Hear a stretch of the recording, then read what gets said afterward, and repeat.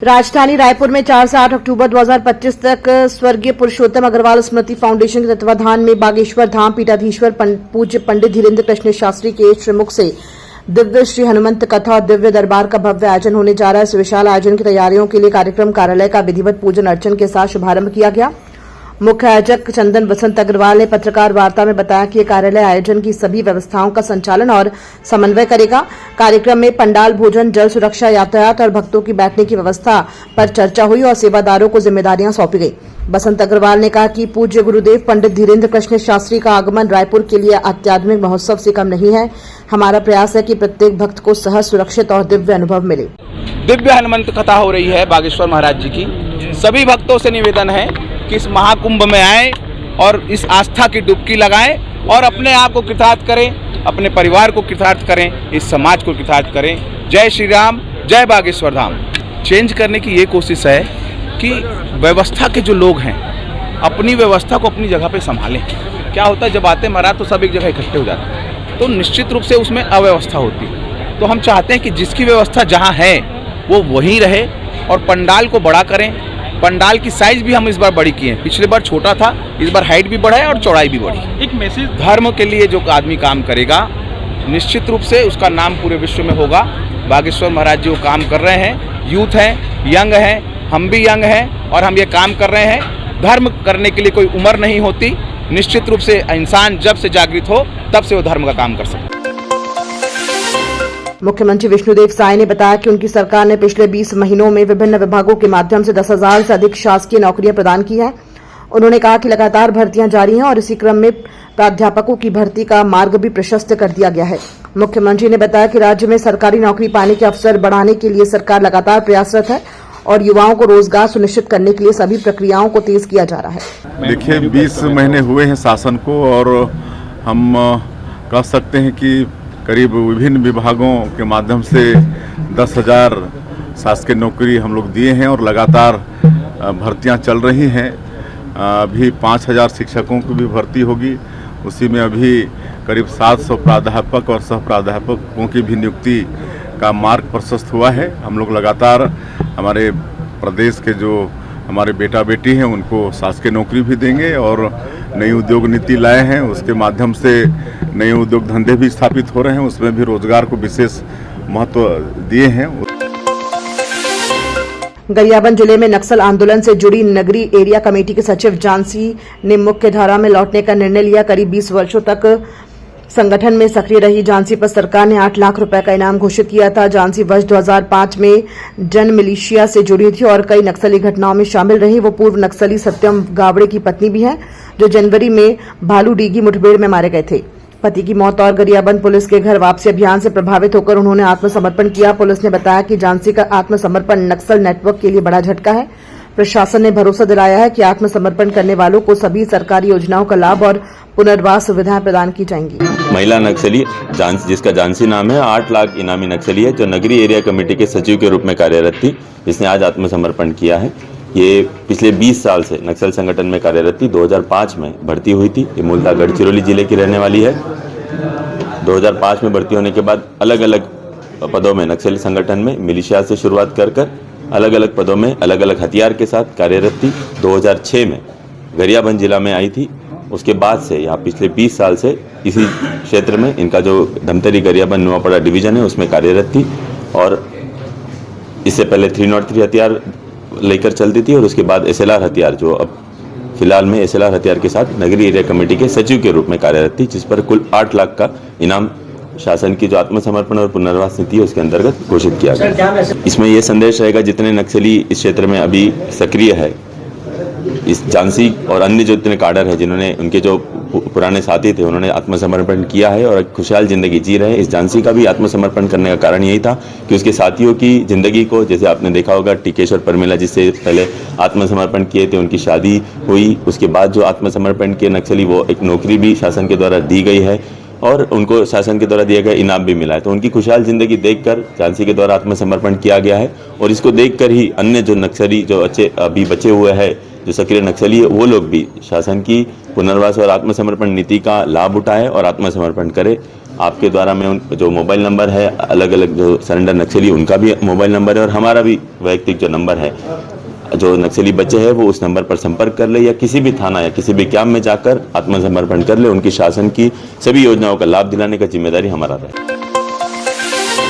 2023 के विधानसभा चुनाव में भाजपा के संकल्प पत्र में एनसीआर की तर्ज पर छत्तीसगढ़ में स्टेट कैपिटल रीजन बनाने का प्रस्ताव था। अब ये योजना साकार होने जा रही है। वित्त मंत्री ओपी चौधरी ने बताया कि एससीआर विधेयक राज्यपाल के हस्ताक्षर के बाद पारित हो गया है और 1 नवंबर से कार्य धरातल पर शुरू होगा। वित्त मंत्री ने कहा कि ये परियोजना प्रदेश के लिए ग्रोथ इंजन साबित होगी और इसके परिणाम अगले 10-15 वर्षों में दिखेंगे। साथ ही उन्होंने जीएसटी 2.0 को देश के विकास के लिए बड़ा कदम बताया और हर नागरिक तक योजनाओं की पहुंच सुनिश्चित करने का भरोसा दिलाया। चुनाव के संकल्प पत्र में एनसीआर नेशनल कैपिटल रीजन की तर्ज पर एससीआर स्टेट कैपिटल रीजन का स्पष्ट रूप से बात कही गई थी। उसके अनुरूप आवास पर्यावरण विभाग के माध्यम से माननीय मुख्यमंत्री जी की अध्यक्षता में एससीआर का एक्ट पिछले मानसून सत्र में लाया गया और माननीय राज्यपाल महोदय का भी उसमें हस्ताक्षर हो गया है। वो विधेयक अब अधिनियम का रूप धारण कर लिया है और जल्द ही 1 नवंबर से पहले ही ये मूर्त रूप ले लेगा और एनसीआर की तर्ज पर प्रदेश के इकोनॉमिक ग्रोथ का ग्रोथ इंजन साबित होगा और इससे जो इकोनॉमिक ग्रोथ को जो गति मिलेगी, उससे जो रेवेन्यू मिलेगा, उससे सरगुजा, बस्तर जैसे क्षेत्रों के विकास के लिए बड़ी मदद मिलेगी। जो राजधानी क्षेत्र है, रायपुर, नवा रायपुर, बिरगांव, दुर्ग, भिलाई, राजनांदगांव, इन सभी प्रकार के क्षेत्रों को तकनीकी अध्ययन के बाद स्टडी करके एक क्षेत्र का निर्धारण किया जाएगा और एक integrated economic planning NITI Aayog Bharat सरकार के सहयोग से की जाएगी ताकि छत्तीसगढ़ के भविष्य के लिए एक बड़ा ग्रोथ इंजन तैयार किया जा सके। तेलंगाना की इकॉनमी की कल्पना हम बिना हैदराबाद के नहीं कर सकते, कर्नाटक की इकॉनमी की कल्पना हम बिना बेंगलोर के नहीं कर सकते और एक तरह के ग्रोथ इंजन है। इनसे जो रेवेन्यू आता है, जो इकोनॉमिक ग्रोथ को जो गति मिलती है, उससे बाकी क्षेत्रों का, ग्रामीण क्षेत्रों का, वनांचल क्षेत्रों का सबका विकास हो पाता है। इस दृष्टिकोण से छत्तीसगढ़ के भविष्य की दृष्टि से एक बड़े विजन के साथ मुख्यमंत्री जी के नेतृत्व में ये प्रारंभ होने जा रहा है और इसका लाभ आने वाले 10-15 सालों में बहुत बड़े स्तर पर पूरे छत्तीसगढ़ को रियलाइज। गरियाबंद जिले के छुरा तहसील के नवापारा गांव में सरकार से आवंटित शासकीय जमीन को बिना कलेक्टर की अनुमति के बेचने का मामला सामने आया है। मीडिया को मिले दस्तावेजों के अनुसार हल्का पटवारी राकेश कुमार निषाद ने कैफियत कॉलम को हटाकर जमीन की रजिस्ट्री करवा दी। जानकारी के मुताबिक खसरा नंबर 330 की जमीन B1 रिकॉर्ड में 2019-20 में हस्तांतरण अयोग्य अंकित थी, जबकि 2024-25 में ये कॉलम विलुप्त हो गया और जमीन धमतरी जिले की पुष्पलता साहू के नाम रजिस्ट्री हो गई। छुरा तहसीलदार गिंदलाल साहू ने कहा कि मामले की जांच की जाएगी। तथ्य सामने आने पर उच्च अधिकारियों को जानकारी दी जाएगी। इस मामले में राजस्व विभाग की संलिप्तता की भी आशंका जताई जा रही है। अब भी मैं कुछ नहीं बता पाऊंगा क्योंकि मेरा यहाँ ट्रांसफर हो गया है कलवारा में और अभी मैं वहाँ पदस्थ नहीं हूँ। जिस समय पे आप वहाँ पे पदस्थ नहीं, आपकी आईडी पे वो जमीन की मैं कुछ नहीं जानता हूँ। ठीक है, आप जब मैं कुछ नहीं जान पाऊंगा। अभी मैं अकलवार में पदस्थ हो गया हूँ पुराना। जब वहाँ थे आपका आप बोले आप ग्राम नवापारा तहसील छुरा में स्थित भूमि खसरा नंबर 330 ये शासकीय भूमि है और इसका विक्रय 2024 में हुआ है। इसकी जानकारी आपके माध्यम से प्राप्त हुई है और उस संबंध में मैंने हल्का पटवारी से बात किया है। हल्का पटवारी का कहना है कि उनके पास जो मिसर रिकॉर्ड है 819-91 का, उसमें उक्त भूमि स्वामी हक में दर्ज है और वास्तव में वो शासकीय पट्टे की भूमि है या नहीं है, इस संबंध में हम आगे की जांच करेंगे और जांच उपरांत कार्रवाई की जाएगी। इसके लिए कौन पटवारी जिम्मेदार है ये जांच उपरांत ही स्पष्ट हो पाएगा और जांच उपरांत उचित कार्रवाई की जाएगी। नवरात्र के पावन अवसर पर राजधानी में गरबा आयोजनों को लेकर विवाद खड़ा हो गया है। हिंदू संगठनों ने आरोप लगाया कि गरबा के नाम पर अशोभनीय और फूहड़ कार्यक्रम किए जा रहे हैं जो धार्मिक आस्था और परंपरा को ठेस पहुंचा रहे हैं। आज बड़ी संख्या में कार्यकर्ता कलेक्ट्रेट पहुंचे और प्रदर्शन कर ज्ञापन सौंपा। संगठनों का कहना है कि नवरात्रि भक्ति और शक्ति साधना का पर्व है, इसलिए आयोजनों में पवित्रता और श्रद्धा बनाए रखी जाए। विश्व हिंदू परिषद ने चेतावनी दी है कि प्रशासन कार्रवाई नहीं करता है तो वे सड़कों पर और बड़ा आंदोलन करेंगे।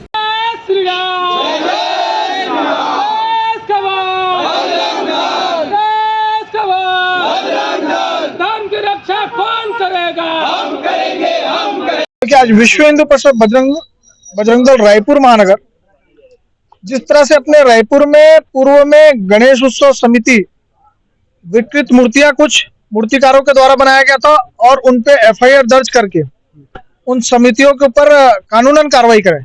हम आगे भविष्य में ऐसा ना हो उसको लेके हम कलेक्टर महोदय को ज्ञापन देने आए हैं कि मूर्तिकार विकृत मूर्ति ना बनाए और जो समितियां हैं वो विकृत मूर्तियां ना बैठाएं। और गरबे को लेके एक विशेष बजरंग दल ने इस बार कलेक्टर महोदय से आग्रह किया है कि जिस तरह से फुहड़ता गरबा के नाम से अपने रायपुर में फैलाई जाती है, क्योंकि माता दुर्गा की हम उपासना करते हैं और हिंदू समाज का उसका प्रतिफल मिलता है, और ऐसा ना होते हुए यहाँ पे कई ऐसी समितियां हैं जो फुहड़ता पूर्वक गाने बजाते हैं, फुहड़ता पूर्वक लोगों को अंदर घुसाते हैं और गैर हिंदू आईडी कार्ड देख के इस बार गरबा समिति उनको प्रवेश दे, क्योंकि जिस तरह से पूरे भारतवर्ष में लव जिहाद का बहन श्रद्धा के जिस तरह से 36 टुकड़े हो रहे हैं, ऐसा ना हो किसी हिंदू बहनों के साथ। इसको लेकर बजरंग दल ने कड़ी चेतावनी दी है। अगर कोई समिति इसका पालन नहीं करती तो बजरंग दल इस बार स्वयं समितियों के गरबे में पहुंच के इसको पालन कराने के लिए प्रतिबद्ध रहेगा। प्रदेश कांग्रेस अध्यक्ष दीपक बैज ने कहा कि राजधानी में हुई न्यूड पार्टी और स्ट्रेंजर पार्टी के आयोजकों को सरकार का संरक्षण मिला। उन्होंने आरोप लगाया कि पुलिस अब तक किसी आयोजक को पकड़ने में असफल रही है और सरकार राज्य की संस्कृति और कानून व्यवस्था को बिगाड़ रही है। बैज ने यह भी कहा कि भाजपा सरकार अवैध शराब के जरिए प्रदेश को शराबखोर बनाने में लगी है और कानून व्यवस्था पूरी तरह से बर्बाद है। उन्होंने कल डोंगरगढ़ में हुई 4 वर्षीय बच्ची के साथ दुराचार मामले का हवाला देते हुए पुलिस की लापरवाही की निंदा की। कांग्रेस 16 से 18 सितंबर तक वोट चोर गद्दी छोड़ अभियान का आयोजन कर रही है, जिसमें सचिन पायलट भी शामिल होंगे। कार्यक्रम में रायगढ़, कोरबा, तखतपुर, मुंगेली, बेमित्रा, राजनांदगांव, दुर्ग और भिलाई में रैलियां, पदयात्रा और सभा आयोजित की जाएंगी। ये सरकार नशा व नग्नता का ब्रांड एम्बेसडर बन गया है। राजधानी में होने वाली जो न्यूड पार्टी को अभी तक 72 घंटे से अधिक हो चुकी है, लेकिन अभी तक उनके आयोजकों को गिरफ्तार नहीं कर पाई है। और ये सरकार ने जिनको गिरफ्तारी किया है वो दूसरी गंदी पार्टी हालांकि स्ट्रेंजर पार्टी के आयोजक या आयोजित करने वाले थे। साथ ही जब से भारतीय जनता पार्टी की सरकार बनी है, बेधड़क इस प्रदेश में न्यूड पार्टी, रेव पार्टी और स्ट्रेंजर पार्टी लगातार आयोजित कर रहे हैं। ये किसके संरक्षण में कर रहे हैं? मतलब ये बिना सरकार के कहीं पे भी संभव नहीं है। कहीं न कहीं इन पार्टियों में सरकार का पूरी संरक्षण है। और जब से भारतीय जनता पार्टी की सरकार बनी है, प्रदेश में और राजधानी में इस तरह की पार्टियां आयोजित कर कहीं न कहीं छत्तीसगढ़ की संस्कृति को दूषित करने का ये सरकार काम कर रही है। इसलिए मैं कह रहा हूँ कि ये सरकार नशा व नग्न पार्टी की एक ब्रांड एम्बेसडर बन गई है। और साथ ही इस मामले में अभी तक मुख्यमंत्री का एक भी बयान नहीं आना, मतलब सीधा सीधा मौन समर्थन ये सरकार इस तरह की पार्टियों को दे रही है। लेकिन बेहद ही चिंताजनक है, दुर्भाग्य है कि प्रदेश में जब विपक्ष में भारतीय जनता पार्टी थी तो हमेशा ये शराबबंदी की बात करती थी, और अब सरकार में आई और शराब की खपत और बिक्री बढ़ाने में लगी हुई है। आबकारी मंत्री लखनलाल देवांगन जी कहते हैं कि अब प्रीमियम शराब की दुकान खोली जाएगी ताकि अच्छे लोग भी आकर शराब पी सके। मतलब इस सरकार में अन्य प्रदेशों से नकली शराब, नकली होलोग्राम वाला शराब धड़ल्ले से गली और मोहल्ले में बिक रहा है, लेकिन ये सरकार अपनी काली कमाई के लिए बिल्कुल आंख बंद करके बैठी हुई है। कहीं न कहीं सरकार के संरक्षण में पूरे प्रदेश में अवैध और नकली होलोग्राम वाली शराब अन्य प्रदेशों से जो शराब आ रही उनको बेचकर खपत करने में लगी हुई है। इस तरह से कि कल डोंगरगढ़ की घटना है, एक 4 साल की मासूम बच्ची के साथ रेप हो जाता है और सरकार एफआईआर नहीं लिखती है। परिवार और गांव वालों के थाना घेराव के बाद, प्रदर्शन के बाद एफआईआर लिखने के लिए मजबूर थाना प्रभारी या पुलिस प्रशासन मजबूरी से एफआईआर लिखती है। मतलब सरकार नहीं चाहती कि इस तरह की घटना को रोके, प्रशासन नहीं चाहती इस तरह की घटना को रोके। अगर घटना हो भी जाए तो उन पे एफआईआर दर्ज न हो और जो अपराधी है उसको गिरफ्तार न करे, इसलिए ताकि इस तरह के मामला को दबाया जा सके और छुपाया जा सके। मतलब ऑल ओवर देखें कि प्रदेश में कानून व्यवस्था ध्वस्त हो चुकी है। छत्तीसगढ़ में छोटी बच्चियां भी सुरक्षित नहीं है और सरकार बिल्कुल अभी भी गैर जिम्मेदार है और कहीं न कहीं हमारी बच्चियां सुरक्षित नहीं है इस सरकार में। इसलिए मैं समझता हूं कानून व्यवस्था पूरी तरह से खत्म हो चुकी है, इस सरकार में जंगल राज चल रहा है। और आज मैं स्वयं रायगढ़ रवाना हो रहा हूं कि कल से 16, 17, 18 3 दिन कांग्रेस का वोट चोर गद्दी छोड़ो अभियान की हस्ताक्षर अभियान की शुरुआत हो रही है रायगढ़ से।